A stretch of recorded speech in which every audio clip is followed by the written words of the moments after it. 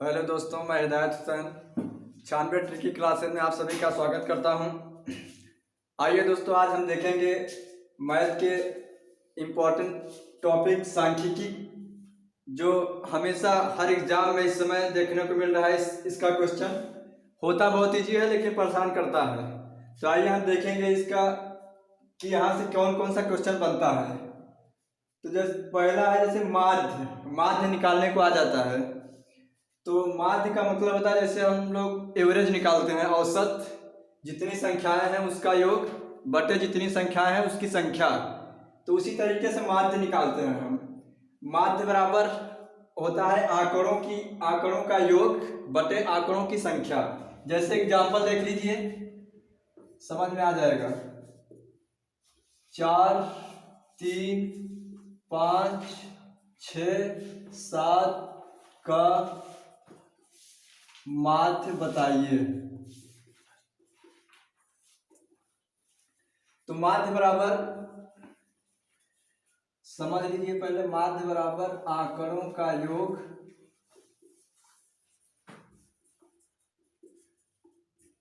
बटे आंकड़ों की संख्या।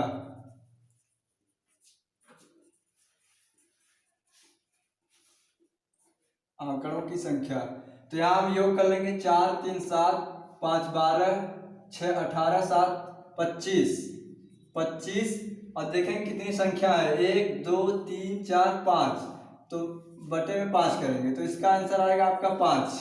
यानी जब माध्य दिया रहे तो जितनी संख्याएं हों उसका हम योग कर लेंगे, बटे जितनी संख्या है उतना लिख देंगे, उतनी संख्या।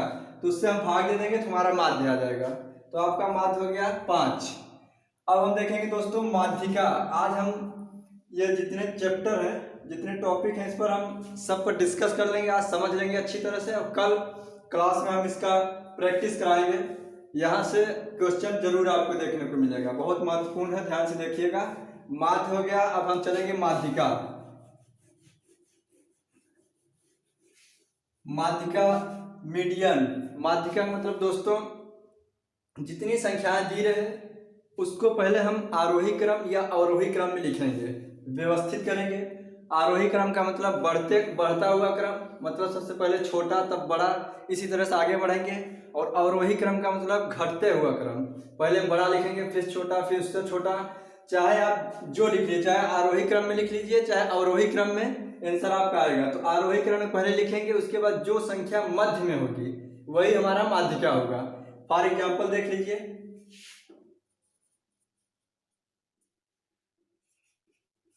4, 5, 1, 3, 10, 11, 12, 15, 6 का माध्यिका बताइए।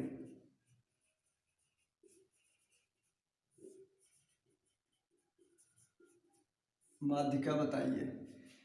दिया है 4, 5, 1, 3, 10, 11, 12, 15, 6 का माध्यिका बताइए। तो माध्यिका हम बताएं आपको, पहले हम इसको आरोही क्रम में लिख लें। आरोही लिखें या आरोही, अपने हिसाब से आरोही क्रम।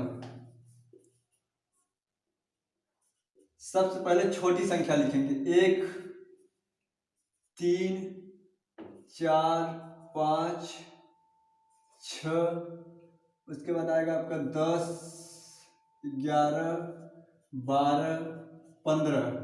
हमारा आरोही क्रम में हो गया। अब हम इसमें देखेंगे कौन सी संख्या मध्य में आती है। देख लीजिए पहले कितनी संख्याएं हैं, 1, 2, 3, 4, 5, 6, 7, 8, 9। 9 संख्याएं हैं, तो हम 4 इस तरफ ले लेंगे और 4 इस तरफ ले लेंगे, तो हमारे मध्य में कौन सी संख्या बची, 6। तो इस आंकड़े की हमारी माध्यिका 6 होगी। ये जैसे दोस्तों विषम संख्या दी थी, जैसे कि 11 संख्या थी तो विषम थी, इसमें आसानी था, हमने निकाल लिया। बीच में 5वीं संख्या 6 थी तो हमारा माध्यिका 6 हो गया। जैसे कभी कभी सम संख्याओं में दे दे, जैसे 8 संख्या दे दे, 10 संख्या, 6 संख्या, तो उसकी माध्यिका हम कैसे निकालेंगे उसको हम देख लेते हैं। जैसे यही संख्या है, हम एक कम कर दें तो अब हमारी कितनी संख्या हो गई, 1, 2, 3, 4, 5, 6, 7, 8। अब 8 संख्याओं का माध्यिका अगर निकालना हो, का माध्यिका बताइए।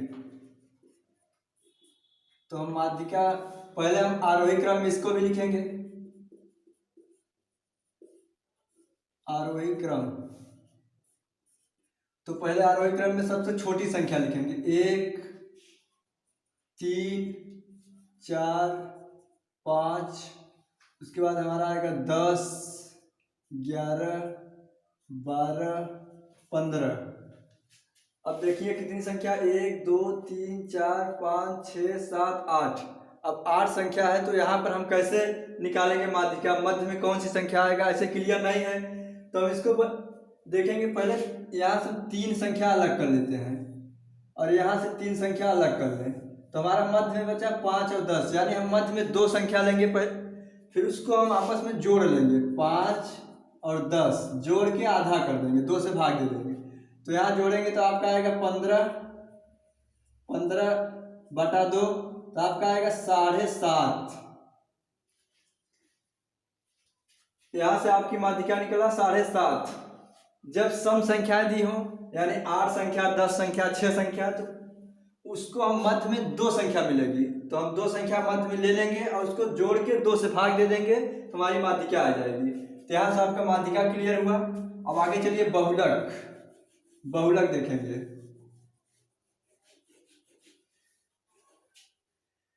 तो बहुलक दोस्तों होता है, जैसे आंकड़े दिया है, कई संख्याएं दी हैं, उसमें बहुलक ज्ञात करने को कहेगा। तो बहुलक का मतलब होता है जो संख्या ज्यादा बार रिपीट किया हो, मतलब ज्यादा बार आया हो, वही संख्या उस आंकड़े की बहुलक होगी।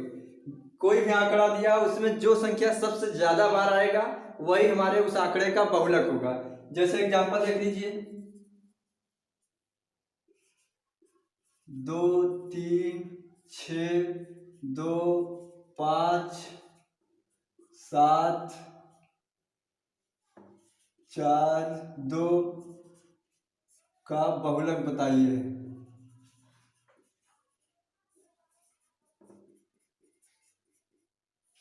क्वेश्चन दिया है 4 2 3 6 2 5 7 4 2 का बहुलक बताइए। तो इसमें हम देखेंगे कौन सी संख्या ज्यादा बार आया है। जैसे 4 देख लीजिए, 4 2 बार आया है, 2 है आपका 1 2 3, 3 आपका 1 बार आया है, 5 1 बार आया है, 2 सबसे ज्यादा बार आया है। यहाँ पे हम देखेंगे तो 2 1 2 3, यानी बहुलक आपका हो जाएगा 2, बहुलक आपका यहाँ पर 2 हो जाएगा। इस आंकड़े का बहुलक 2 होगा, क्योंकि 2 3 बार आया है, सबसे ज्यादा बार 2 आया है। तो बहुलक हम समझ गए, बहुलक मतलब आंकड़े में जो संख्या ज्यादा बार आया हो वही बहुलक होगा। तो बहुलक हो गया। अब हम देखेंगे परिसर, परिसर यानी कि रेंज, परिसर देखेंगे। तो परिसर का मतलब होता है दोस्तों, आंकड़े में जितनी संख्याएं दी हो उसमें सबसे बड़ी संख्या और सबसे छोटी संख्या का अंतर ही परिसर होता है। यानी कि सबसे बड़ी संख्या ले लेंगे और उसका सबसे छोटी संख्या ले लेंगे और घटा देंगे बड़ी में से छोटी वाली, तो जो आएगा वो हमारा परिसर यानी रेंज होगा। तो एग्जांपल देख लीजिए, जैसे दिया है आपका 10 12 13 20 5 1 6, तो दिया है इसका परिसर बताइए या रेंज। अक्सर रेंज लिखता है एग्जाम में, ध्यान दीजिएगा, परिसर बताइए। तो परिसर हम आपको बता दिए कि जो बड़ी संख्या है उसको ले लेंगे और जो छोटी संख्या है उसको घटा देंगे, उसमें तुम्हारा परिसर आ जाएगा। तो इसमें देखिए सबसे बड़ी संख्या कौन सी है, 10 12 13 20 5 1 6, तो हमारी सबसे बड़ी संख्या 20 है। अगर आपको आसान करना हो तो इसको आरोही अवरोही क्रम में लिख लेंगे, तो सीधा आपको पता चल जाएगा कौन बड़ी संख्या है कौन छोटी संख्या। और वैसे भी समझ जाएंगे, 10 12 13 20 5 1 6 का परिसर बताइए। तो सबसे बड़ी संख्या परिसर बराबर देख लीजिए, सबसे बड़ी संख्या माइनस सबसे छोटी संख्या,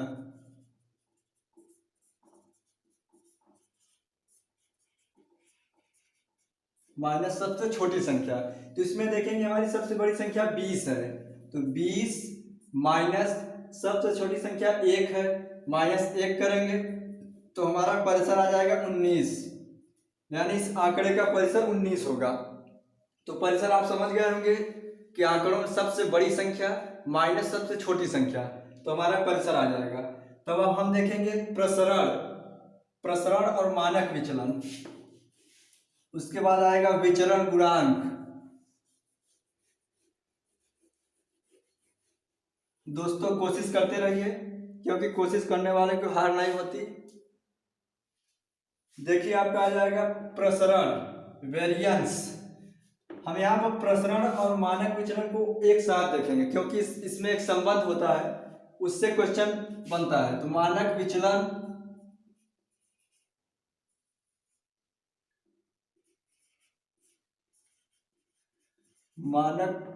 विचलन बराबर होता है प्रसरण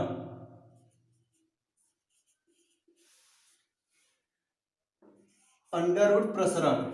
यहाँ पर दोस्तों मोड लगाएंगे। मानक विचलन हमेशा धनात्मक होता है, ऋणात्मक नहीं होता। मानक विचलन का मान हमेशा धनात्मक होता है, इसलिए अंडर रूट प्रसरण और मोड बाहर लगाएंगे। इसका मतलब जैसे मान लीजिए प्रसरण आपका 81 दिया है, अब मानक विचलन पूछ लिया तो अंडर रूट 81 करेंगे तो उसका मान प्लस माइनस होता है। लेकिन जब मोड लगा रहेगा तो इसका मतलब सिर्फ 9 आएगा, और ऑप्शन में पहले ऑप्शन में ही प्लस माइनस 9 दिया रहेगा, इसलिए इसको ध्यान दीजिएगा, इसका मान हमेशा प्लस में होता है।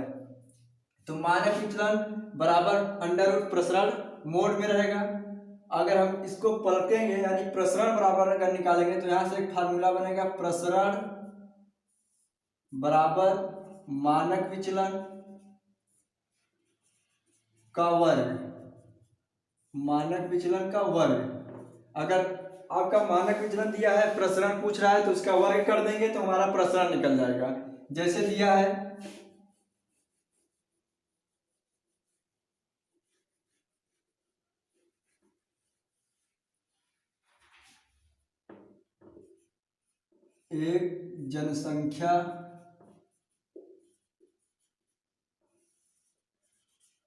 एक जनसंख्या का मानक विचलन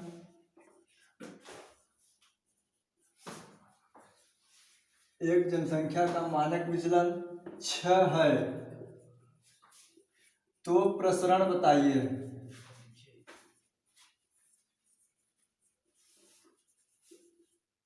प्रसरण बताइए। एक जनसंख्या का मानक विचलन,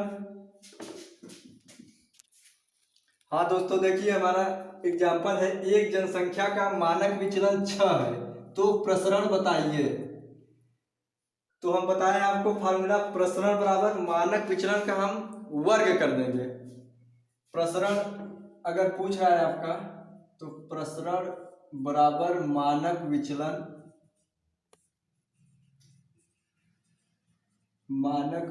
का वर्ग कर देंगे।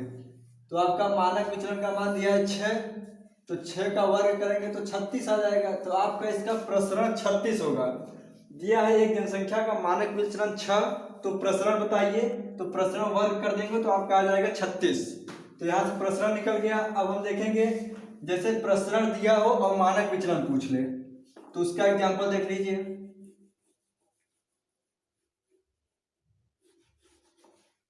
एक डेटा का प्रसरण 144 है, तो मानक विचलन बताइए। मानक विचलन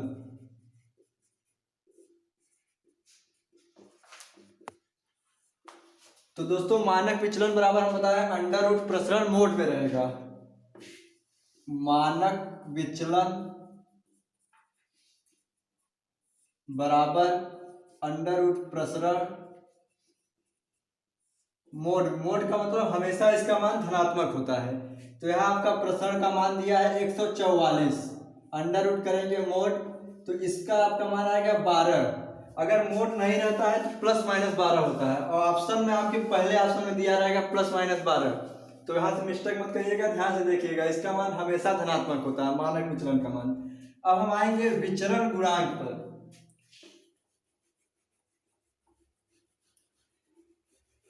विचरण गुणांक, तो विचरण गुणांक का एक फार्मूला होता है, विचलन गुणांक बराबर मानक विचलन बटे माध्य इंटू 100। ये हमेशा परसेंटेज में निकलता है। तो देखेंगे विचरण गुणांक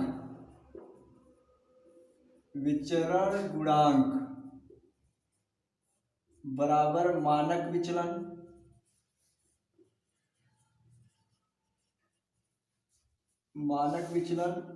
बटा माध्य इंटू में 100 रहेगा आपका। तो इस फार्मूला से हम इसको निकाल लेंगे। जब भी इसका क्वेश्चन देगा आपको मानक विचलन और माध्य दिया रहेगा, या माध्य दिया रहेगा मानक विचलन, या मान लीजिए विचरण गुणांक दिया है मानक विचलन पूछ लिया, तो इस फार्मूला को आप अगर याद रखेंगे तो आपका हल हो जाएगा सवाल। जैसे मान लीजिए दिया है क्वेश्चन, किसी आंकड़े का मानक विचलन 5 है, दिया है आपका मानक विचलन 5